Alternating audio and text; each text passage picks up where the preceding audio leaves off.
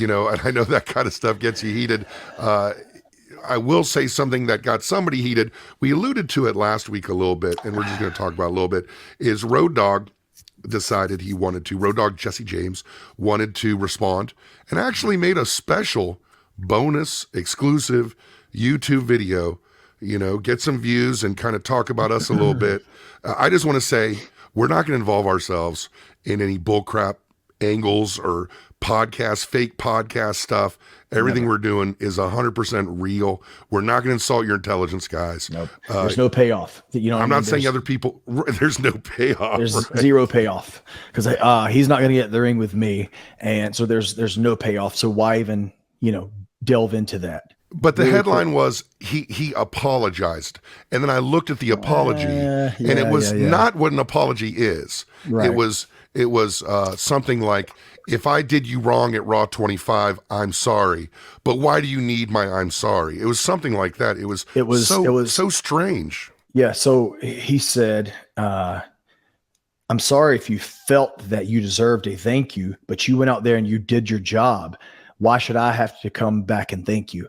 And here's the thing with that. And then one other thing, as we're talking about it, when I was putting the match together with American Alpha for Dallas, and he offered his idea, I would never in a million years say, oh no, I'm not doing that. Never in a million years did I do that. I took his idea and I said, oh, okay. But I didn't use it, which doesn't mean it's bad. And it doesn't mean that it's wrong. It just means it didn't fit the story that I was trying to tell. And he said, we're talking about the Dallas match. He said, you heard Dax. He said, I put this together. I do this. And yes. And the reason is because there's a couple of reasons. Jason Jordan and Chad Gable at that point had become really, really, really good friends of mine. Right. Gable is still one of my best friends. We talk all the time. At that point in their career, they were very, very, very green. Cash at that point in his career had done a lot. He was really good. He was incredible, but he trusted me, and also he and I had talked and, we were on the same page. So these guys who were still very green in professional wrestling allowed the guy who has been doing this for over a decade to call the match with their input. Now, Road Dogg spins it and says, oh, Dax was saying, I, when Road Dogg knows deep down that the veteran who's had the most matches calls the match. I called the match and I'm pretty sure it got some pretty good acclaim. Okay. And now speaking about Raw 25, when you were talking about the Dallas match. Yes, that was the Dallas match with American Alpha. Yeah, I was there. It totally sucked how everybody just cheered every goddamn moment of that match, Yeah.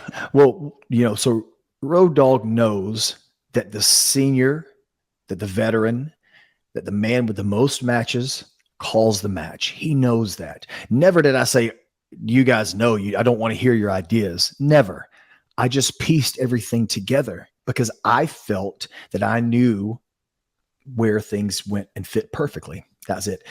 Going to Raw 25, he says, I'm sorry if I upset Dax by not saying thank you, but I don't think I had to come back and say thank you for doing your job. Again, he is spinning a narrative to try to get fans on his side because he knows it's a time-honored tradition for years and years and years. When you get finished with a segment or you get finished with a match, when there's business done, you walk to the back and you say thank you. That's how it's always been, right? Because one, you say thank you for keeping me safe so I can go home tomorrow and hang out with my family. You say thank you for bumping around for me and making me look good so I can continue to make money.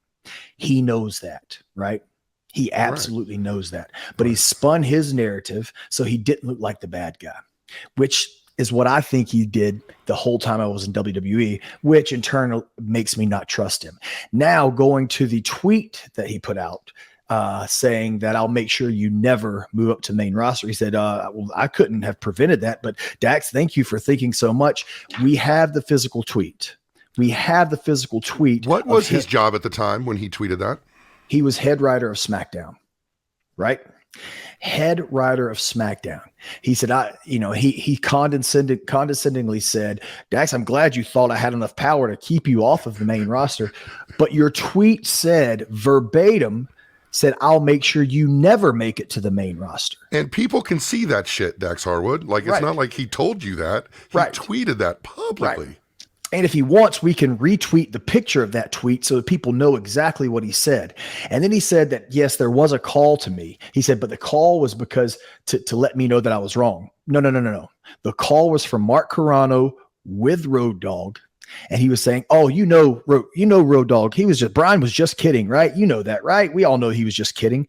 They were covering their tracks. He knows that. As a man of God, he knows that. Okay. I'm not saying that Road Dogg is a bad person. I'm just saying those 3 instances, he's not telling the truth.